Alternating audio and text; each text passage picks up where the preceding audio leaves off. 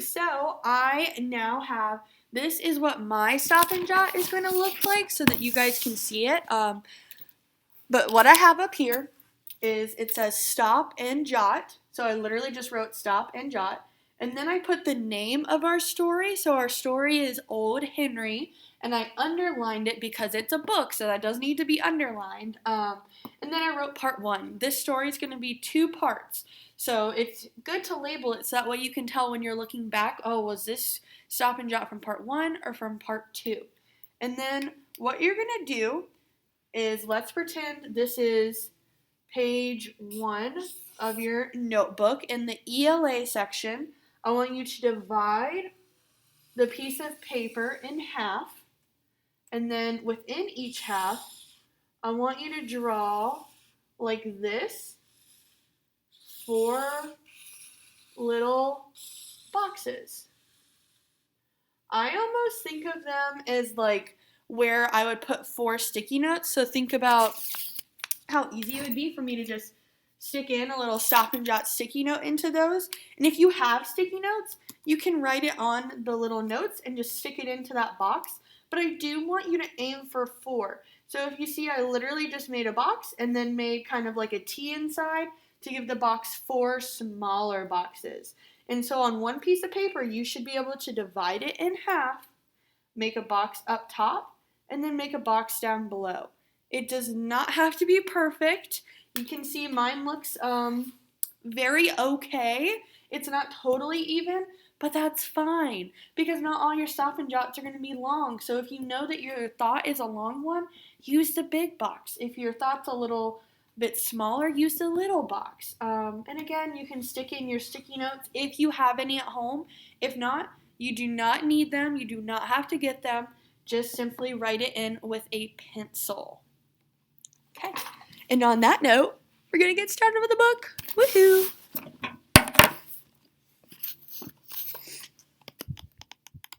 So let's see. Old Henry. Looks like he's got a couple of random things. A balloon, an animal, some birds, pots and pans. This old Henry guy. The story begins when a stranger appears and moves into a house that was vacant for years. No one thought he meant to stay. The house was drafty, dark, and gray, and more than 7 years had passed since anyone lived there last. So, I can already tell you right now, I wonder, why has no one lived there in so long? So I'm going to write that down. So I start with, I wonder why is the house vacant? And vacant just is another way to say empty. So vacant, and empty mean the same thing. So that means no one lived there for 7 years. That seems very odd. Uh-oh. Turn the next page. I see why now. Maybe no one's lived there for 7 years. It doesn't look like it's been too kept up. I'm looking at the paint and it looks a little dingy. It looks like there's some holes in the wall, maybe some crack. Yeah. So maybe that's why no one's lived there yet. He meant to stay, he had no doubt. It suited him from inside out. And in its vast and dusty spaces, all the things he had found. That Henry. The neighbors watched him moving in and promised each other he'd soon begin to fix things up a bit. So we see him, he's bringing a lot of stuff. And we see the neighbors who are like, oh, I really hope he fixes his house because no one's lived in it for 7 years. So they're all really hoping. He did not think of it, so Henry is not concerned with fixing anything up. With money enough to pay the rent, his books, birds, and cooking pots, he was content, and never did notice, or else didn't care, that people whispered everywhere That place is a disgrace. So, I can already tell you right now, I wonder why Henry doesn't really want friends.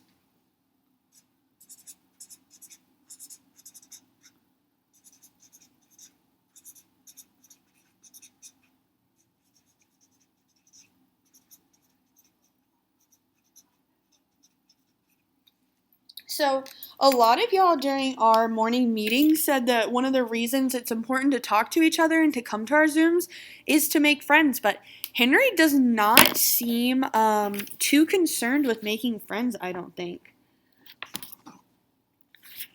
So let's find out kind of why Henry's not necessarily interested in that. At last, they decided to form a committee and went to him saying, "We are very proud of our city. If you'd only help out, think how good it would look." "Excuse me," he bowed and went back to his book. I wonder what kind of books Henry likes to read.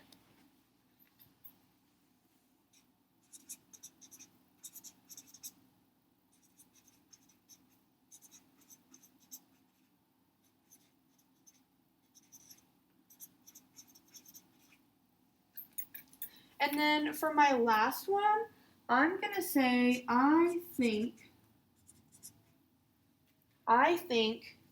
that Henry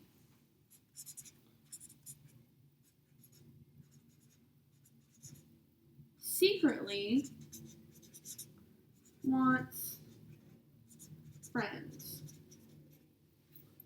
So, I think that Henry secretly wants friends because I just don't know anyone who really doesn't want friends. I feel like if they're that way towards people, they had a bad experience, so they're scared to put themselves out there as a friend, and they're afraid of getting hurt again. So I don't think anyone just doesn't want friends. So I think something happened to him with a friend in the past. So I'm really, really excited about this story so far. We are going to continue it tomorrow. And we're going to talk about our reader's identity. So don't forget, after you watch this video, to go fill out your comprehension questions. But I know you guys are going to do so awesome, especially after your Stop and Jots.